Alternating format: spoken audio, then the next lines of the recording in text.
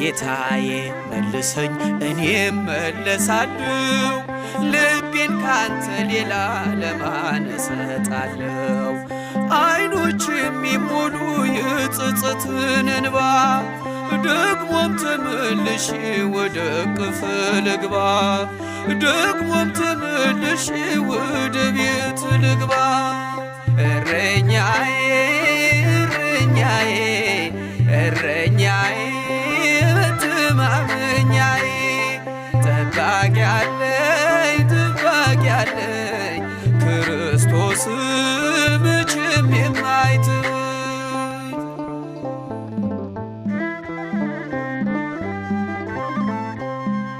የበጎች እረኛ ቸሮ ጌታችን ያድነዋል ፈጥኖ በእርሱ ያመነውን መዝጊያን ለሚያንኳኳ